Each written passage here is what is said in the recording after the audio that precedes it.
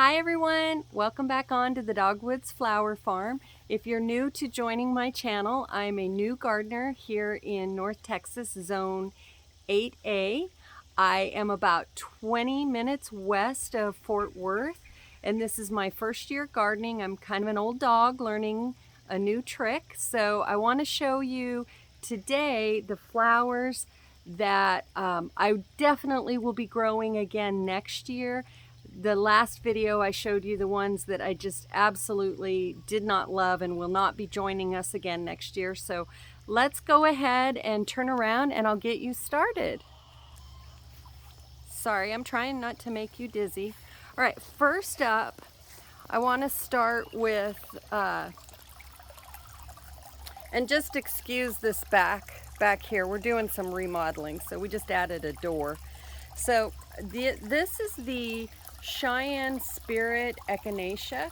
So you start with this color, and then this color is also in the pack, as well as this color and this color. So the echinacea is 100% going to be joining us again next year. In fact, I see plenty more in my future. Irises, I absolutely love irises. They're a nostalgic flower, and I think I want to fill the flower beds with even more. This is blue salvia, and it is a go-getter. It's a real workhorse. I absolutely will be adding that one. And this is mahogany splendor hibiscus. I have those throughout, and I absolutely love those. Those will be joining us again next year. So my first purple echinacea just popped up. That one is also going to be joining us next year. So I love that. And now let's walk over here. We got lots of projects happening. Oh, I left the water on. We have lots of projects happening. So, you know, garden is not perfect by any means. So you just kind of have to look past all the mistakes. This little beauty here is Indian Summer Rudbeckia, 100% coming back, and hope to add a lot more. Here's another of the mahogany splendor hibiscus. Now you notice this is actually a bush, but you'll notice that I have trimmed it all up to take tree form, and I've been very happy with that. So that one will be joining us. This one this guy right here, that is a forsythia. It didn't bloom this year because I got it in a little late. So that one will 100% be coming back.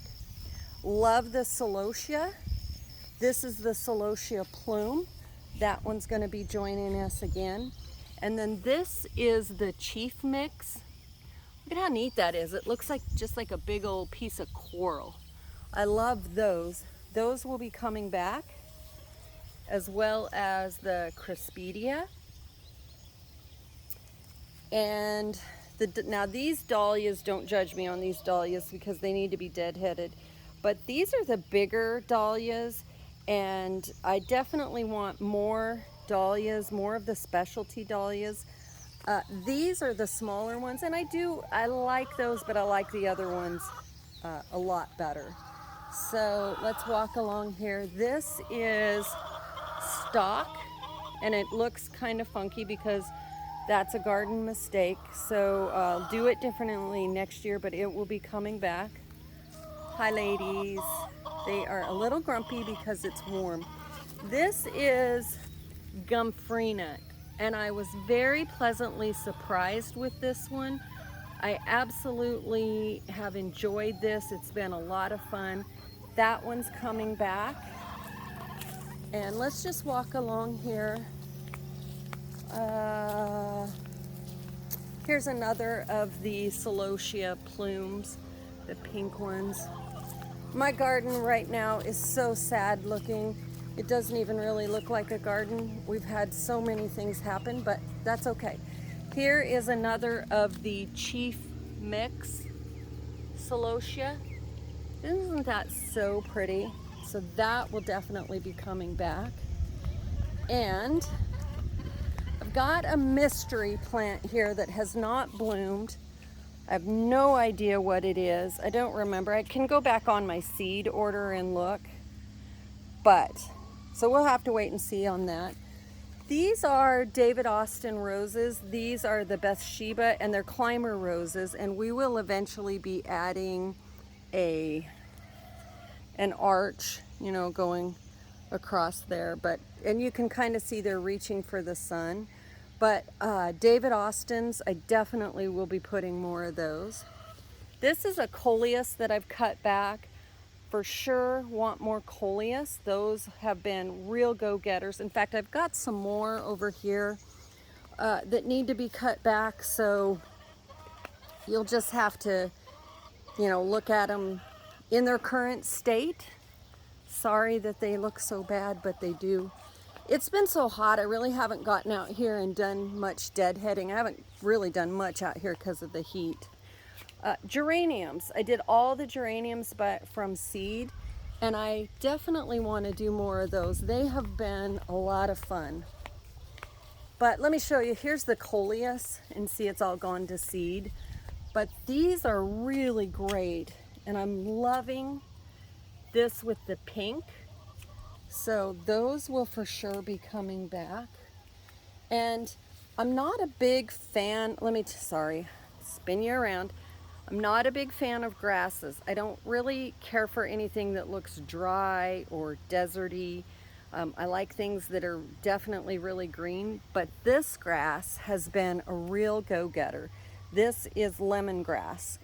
We chose this one specifically because it's great for mosquitoes. So I definitely would do this again. Next year though, in these little columns, I want a trailer, maybe a Silver Falls dichondra, I believe it's called, or wire vine, just something that trails down. I think that would look really neat. Vinca has made the list. If you followed any of the other videos, these vincas that I added to these little columns, I got, they were a hanging basket, and there were like 9 or 10 in the basket, and so I just separated them. I've been very, very happy with them. Now let's walk over here. And I know I have to tell you every time, just ignore this. As soon as the weather cools down, we're going to be doing a lot of work out here. But this one, it's all dried up. I'm going to be doing some seed collecting. But this was larkspur, and it was almost the color of the salvia. It was a little more vibrant, but that is a really beautiful flower. So I'll do some seed collecting on that one and do that again. But I want to come over here and I want to show you my absolute most favorite flower in the garden, marigolds. And I especially love it when you look along this border and you see the mix of the gomphrena. So there's the pink gomphrena, but just when you look along that border, it just looks so pretty. Marigolds are such a workhorse. Now these all are going to be deadheaded. I'm going to do some seed collecting on those. Here's the orange. I just think they're so vibrant.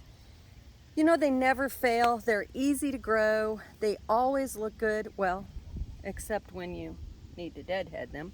But those I'm going to make marigolds a whole thing next year. We're just going to have so many marigolds. It's going to be wild. Okay, let's very slowly see. Here's more of our sunflower drama. Poor things. They have been a lot of fun, and we definitely will be bringing them back next year. They have just been a little bit of a challenge. They're a lot of work. The squirrels obviously really enjoy them.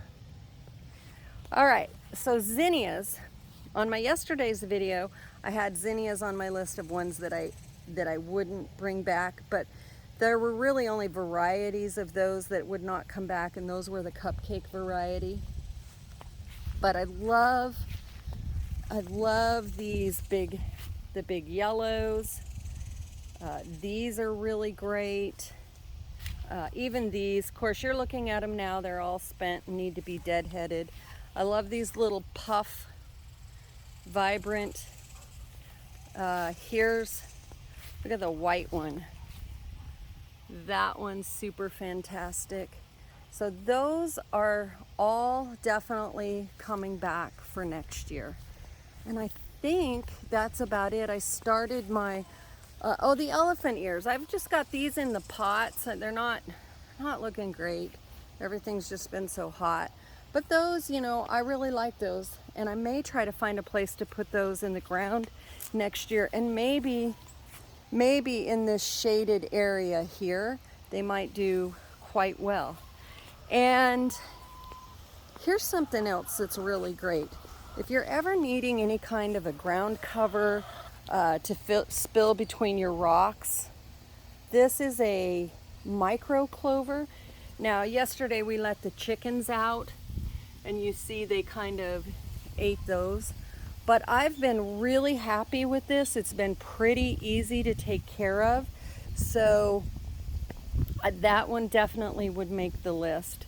But we let the chickens out yesterday because we've got some babies in here, and it's a fun little story about the babies.